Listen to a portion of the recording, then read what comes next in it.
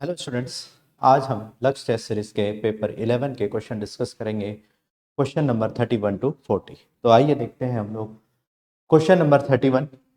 Engine pumps up 100 kg of water through a height of 10 meter in 5 seconds. Given that the efficiency of the engine is 60%, the power of the engine is। ठीक है, तो बेटा किसी pump से हम लोग 100 kg water को 10 metre height तक 5 सेकंड में भेजते हैं। तो पावर का हमारा जो फॉर्मूला होता है, पावर जो होती है वो होती है energy upon time. Energy upon time, ठीक है। तो एनर्जी जो हो जाएगी किसी भी चीज को ऊपर भेजने में जो होगी पोटेंशियल एनर्जी के बराबर, that is mgh divided by time. अब मास कितना है वाटर का, 100 kg है, तो m हो जाएगा 100, g हो जाएगा 10 और h हाइट कितनी है 10 मीटर्स है, हम लोग मल्टीप्लाइड बाय 10 कर देंगे। इसके बाद में जो टाइम है हमारा, टाइम इज 5 सेकेंड्स, तो हम यहाँ पर टाइम को कितना रख देंगे 5 सेकेंड। इसको जब हम सॉल्व करते हैं बेटा, what we get is 2000 watt. तो ये तो बेटा जो पावर आई ये हमें रिक्वायर्ड है, ये जो पावर जो है ये हमें क्या है रिक्वायर्ड है, लेकिन चूंकि जो उसकी एफिशिएंसी है वो कितनी है 60%, तो उसकी जो भी पावर होगी, उसकी जो भी पावर होगी उसका हमें कितना परसेंट मिलेगा 60%। तो एफिशिएंसी का जो फॉर्मूला होता है that is P output divided by P input into 100। तो अभी जो हमारी एफिशिएंसी वो कितनी बेटा 60 है। पी आउटपुट जो हमें मिल रहा है वो कितना मिल रहा है 2 kilowatt divided by P input into 100। इसको जब हम सॉल्व करेंगे तो what we get is 30 and P input इधर आ जाएगा, तो 100 डिवाइडेड बाय 30 और जब हम इसको सॉल्व करेंगे सो 10/3 दैट इज 3.33। 3.33 किलोवाट हमारे पास जो है इंजन की पावर होनी चाहिए। तो the answer is Agra. I hope यह क्वेश्चन आपको क्लियर होगा। Next question, a spacecraft of mass m is moving with velocity v and suddenly explode into two pieces. A part of it of mass small m becomes at rest, then the velocity of other part। बेटा simple ये जो question है ये momentum conservation का क्वेश्चन है। इसमें जो एक रॉकेट है वो मूव कर रहा था वेलोसिटी v से और इसका जो मास था वो m था। ये दो पार्ट में डिवाइड हो जाता है, इसका जो मास है वो स्मॉल m हो जाता है और इसका हो जाता है कैपिटल M माइनस। अब ये वाला जो स्मॉल m है ये तो कहीं पे आ जाता है रेस्ट पर आ जाता है। रेस्ट मतलब वेलोसिटी कितनी होगी इसकी 0।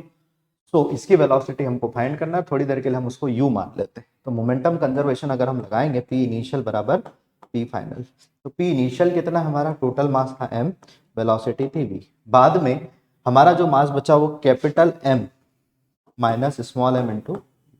सो दिस इंप्लाइज दैट कि u की वैल्यू जो है हमारी हो जाएगी capital M b divided by capital M। तो ये हमारा क्या हो जाएगा आंसर हो जाएगा capital M b divide by, तो ये आंसर है हमारा आगरा। तो next question is the relationship between force and position.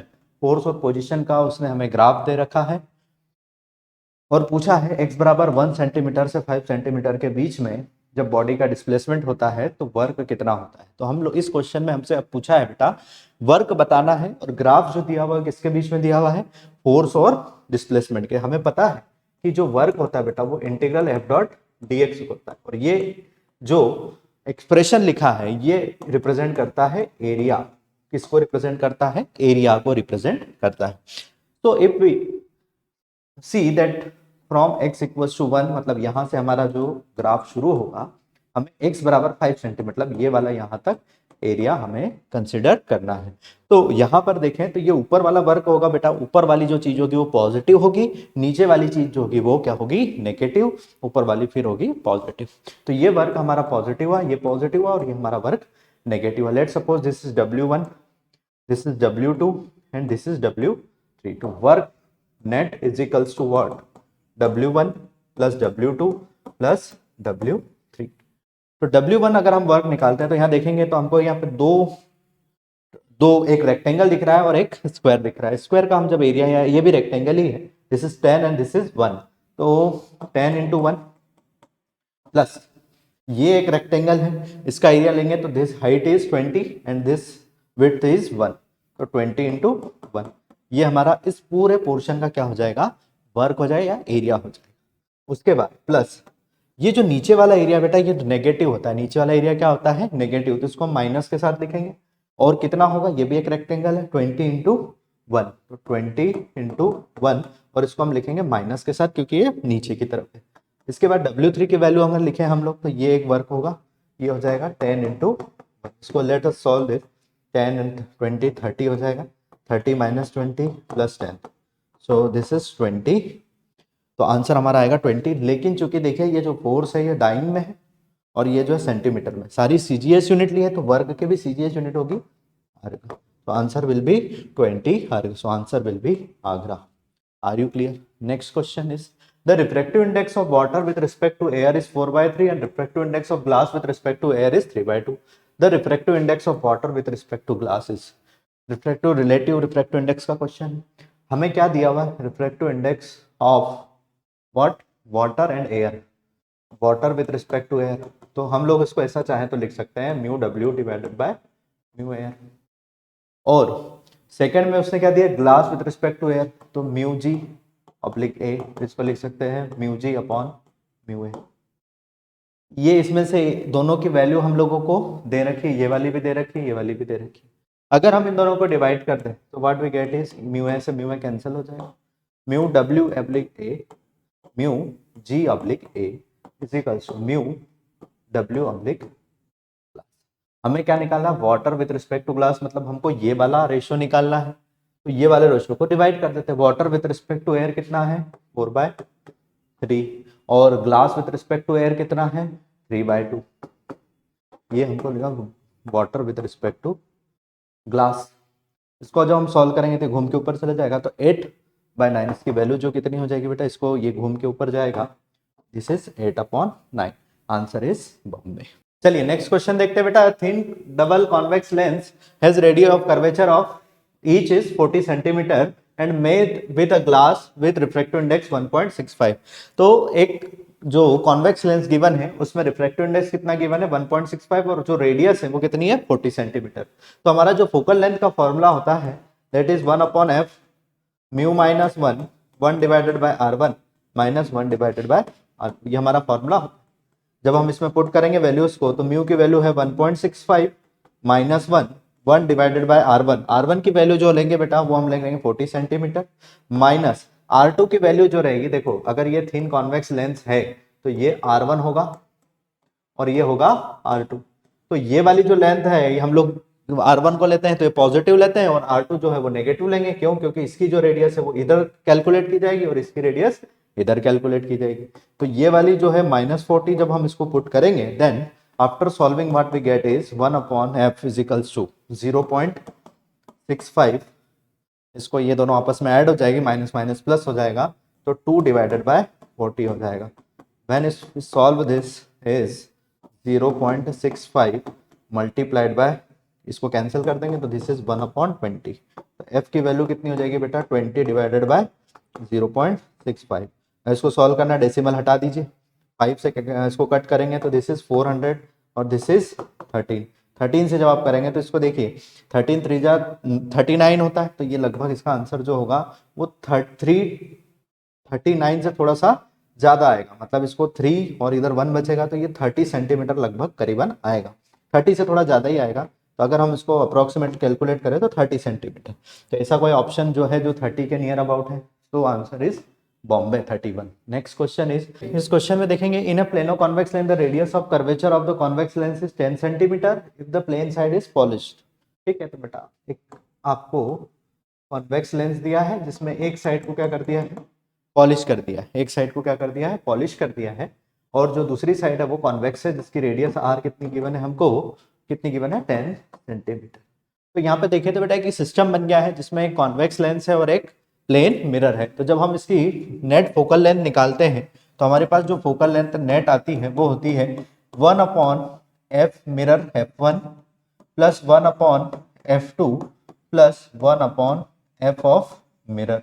ये हमारे पास फॉर्मूला होता है किसी भी कॉम्बिनेशन का, जब उस किसी सिस्टम में एक चीज को जब दो लेंस को मिला करके रखा जाता है या फिर एक सरफेस को पॉलिश कर दिया जाता है तो जो नेट फोकल लेंथ होती है तो वो 1/f1 plus 1/f2 plus 1/fm तो देखिए ये वाली फर्स्ट सरफेस है, फिर ये वाली सरफेस आएगी, फिर अगेन ये वाली सरफेस आएगी। तो एक्चुअली में जब यहाँ रिफ्रैक्शन होंगे तो वो 3 टाइम्स होंगे रिफ्रैक्शन।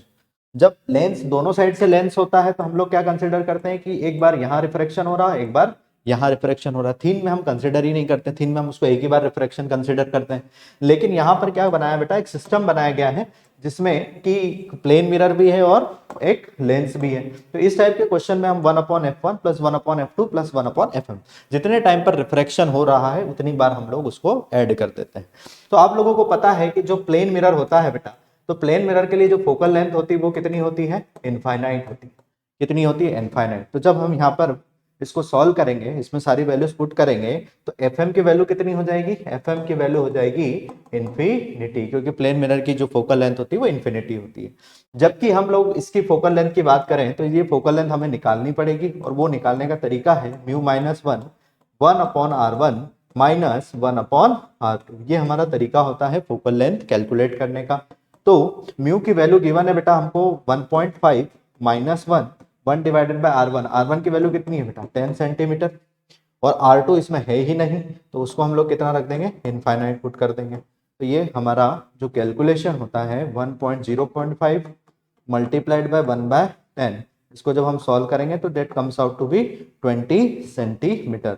तो ये जो लेंस है उसकी फोकल लेंथ कितनी हो गई, 20 सेंटीमीटर। इसको हम पुट कर देते हैं यहाँ पर। तो 1/f इज इक्वल्स टू 1/20। इधर से कैलकुलेट करेंगे तो 20 था, इसका इन्फिनिटी हो गया। जब वापस आएंगे तो फिर कितना हो जाएगा बेटा, 20 हो जाएगा। तो 1/20 प्लस 1/इन्फिनिटी, तो 2/20। तो ये हो जाएगा 1/f इज इक्वल टू 2/20। तो f की वैल्यू हो जाएगी बेटा 10 सेंटीमीटर। तो ये वाला हमारा क्या हो जाएगा आंसर, 10 सेंटीमीटर मतलब Bombay. Now next question is a convex lens of focal length 25 centimetre. Focal length कितनी कॉन्वेक्स लेंस की, 25 centimetre, and concave lens of focal length 10 centimetre are joint together, the power of the combination will be. तो बेटा power का जो formula होता है वो क्या होता है, power is equals to P1 plus P2, और जो पावर होती है वो किसके इनवर्सली प्रोपोर्शनल होती है, फोकल लेंथ के। तो power will be, power is inversely proportional to focal length. तो power of equivalent is equals to 1/f1 plus 1/f2, 1/f1 plus 1/f2। Now the convex lens की अगर हम फोकल लेंथ की बात करें तो पॉजिटिव होती है बेटा 1/25, और जब हम लोग कॉन्केव की बात करें वो नेगेटिव होती है तो माइनस 1/10। इसको जब हम सॉल्व करेंगे तो एलसीएम विल बी 50 अगर एलसीएम होगा तो यहाँ पर आ जाएगा 2 और यहाँ पर आ जाएगा 5, तो माइनस का 3/50 हो जाएगा। ये माइनस का 3/50 मतलब जब हम लोग इसको सॉल्व करेंगे 1/p इक्विवेलेंट करके तो पावर हो जाएगी -3/50। अब ये जो बेटा पावर जो है वो हम लोगों को डायोप्टर में निकालना है तो इसको सेंटीमीटर से मीटर में कन्वर्ट करना पड़ेगा। तो power will B -3 divided by 50 into हमें 100 का मल्टीप्लाई करना पड़ेगा। 100 का मल्टीप्लाई करेंगे तो दिस विल बी -6 डायोप्टर। तो answer will be Calcutta. Next question, in an interference pattern YDAC का क्वेश्चन है। The maximum and minimum intensity आज 36:1, the ratio will be their amplitude. Amplitude का रेशियो पूछा है तो हमें डायरेक्ट फॉर्मूला भी याद होता है, I max upon I min is equals to A1 plus A2 का स्क्वायर, A1 माइनस A2 का। ये हमारे पास फॉर्मूला होता है डायरेक्ट किसी भी YDAC के लिए। तो अब हमें उसने आई मैक्स और आई मीन की क्या दे रखी है, रेशियो दे रखा है 36:1। तो 36 divided by 1, A1 plus A2, A1 minus A2, इसका होल स्क्वायर। दोनों साइड अगर हम रूट ले लेंगे so A1 plus A2, A1 minus A2 is equals to कितना हो जाएगा बेटा, 6 हो जाएगा। अब हमें A1 और A2 का रेशियो निकालना है। एक काम करते हैं, ऊपर से हम A2 को कॉमन निकाल लेते हैं। A2 को क्या करते हैं, कॉमन निकाल लेते हैं। कॉमन निकालने पर या फिर एक काम करो, इजी मल्टीप्लीकेशन, इजी अगर इसको सॉल्व करना है तो इजी को सॉल्व करने के लिए हम इसका क्या कर देते हैं, क्रॉस मल्टीप्लाई कर देते हैं। क्रॉस मल्टीप्लाई करेंगे then A1 plus A2 is equal to 6A1 minus 6A2। A1 को इधर ले जाओ, A2 को इधर ले जाओ। A2 को इधर लाओगे तो कितना हो जाएगा 7A2, और A1 को इधर लाओगे तो हो जाएगा 5A1। सो A1 बाय A2 की जो वैल्यू हो जाएगी वो कितनी हो जाएगी 5A1 अपॉन A2, 5 नीचे चले जाएगा 7/5 5 हो जाएगा। तो ऐसा कौन सा आंसर हो जिसमें 7/5 हो? Answer is Delhi. Next question is 39। 3 particle each of mass m gram situated at the एक vertices of equilateral triangle ABC of sides L centimeter. The moment of inertia of the system about line AX perpendicular to the AB के perpendicular line AX, यहां से हमें moment of inertia calculate करना है इस line के about. यहाँ पर ये जो पार्टिकल है वो इस लाइन के अबाउट क्या कर रहे हैं? मोशन कर रहे हैं। तो देखिए बेटा, ये जो एक्सिस है ये इस पार्टिकल से ही गुजर रही है, तो इसका मोमेंट ऑफ इनर्शिया क्या हो जाएगा? 0। लेकिन ये वाला पार्टिकल इससे कितनी डिस्टेंस पर है? तो बोले सर L डिस्टेंस पर है, तो इसके लिए मोमेंट ऑफ इनर्शिया हो जाएगा I of B is equals to ml square. इसका मास m है और डिस्टेंस l है, तो direct will be ml square. इसका जो moment of inertia I A हो जाएगा वो कितना हो जाएगा? 0। क्यों? क्योंकि ये एक्सिस इसी से गुजर रही है। अब हमें सी का मोमेंट ऑफ इनर्शिया निकालना है, तो मोमेंट ऑफ इनर्शिया सी का निकालने के लिए देखो, ये यहां से अगर मैं एक लाइन ड्रॉ करूं तो ये एक्सिस से इस पॉइंट की डिस्टेंस कितनी है? इस टोटल लेंथ की आधी, और टोटल लेंथ l है, तो ये डिस्टेंस कितनी हो जाएगी? आधी, मतलब l/2। तो IC का जो फॉर्मूला हो जाएगा बेटा वो हो जाएगा m l/2 का होल स्क्वायर, मतलब ml स्क्वायर डिवाइडेड बाय 4 हो जाएगा। Are you clear? सो अभी अगर हम लोगों को आई टोटल निकालना है तो आई टोटल जो है वो IA plus IB plus IC हो जाएगा। IA की वैल्यू तो 0 हो गई, IB की वैल्यू ml स्क्वायर हो गई और इसकी ml स्क्वायर बाय 4 हो गई। जब हम इसको ऐड करेंगे तो हो जाएगा 5 ml स्क्वायर डिवाइडेड बाय 4। ऐसा कोई सा ऑप्शन है, तो answer is C. Next question, the last question of the discussion, the acceleration due to gravity at height 1 kilometre above the earth surface is same as the depth d below the surface of the earth. तो बेटा यहां पर जो formula है हमें gravitational equivalent gravity का निकालना है, इफेक्टिव ग्रेविटी का। तो किसी हाइट पर अगर हम लोग फॉर्मूला यूज करें तो ये 1 kilometre is a very less than the radius of the earth. Radius of earth कितनी होती है? 6400 किलोमीटर, और हमें किस पे बात करनी है? 1 किलोमीटर पे। तो क्या हम अप्रोक्सीमेट वाला फॉर्मूला यूज कर सकते हैं? बोले हाँ सर बिल्कुल यूज कर सकते हैं। हमारे अप्रोक्सीमेट जो फॉर्मूला होता है वो होता है G dash is equals to G 1 minus 2h upon R। ये किसी हाइट पर होता है। अगर हम डेप्थ पर बात करें तो डेप्थ पर तो हमारा एक ही फॉर्मूला होता है G dash is equals to G 1 minus D by R। ये हमारे पास एक ही फॉर्मूला होता है। नाउ अगर दोनों की वैल्यू सेम है तो वी विल, ये है हाइट पर, ये है डेप्थ पर, तो G dash at height is equals to G dash at depth. दोनों को इक्विवेलेंट कर देंगे तो G 1 minus 2h upon R is equals to G times 1 minus D by R। इसको सॉल्व करेंगे, G से G कैंसिल हो जाएगा, 1 से 1 कैंसिल हो जाएगा, माइनस से माइनस कैंसिल हो जाएगा, तो R से R कैंसिल हो जाएगा। तो 2h इज इक्वल्स टू क्या हो जाएगा बेटा हमारे पास?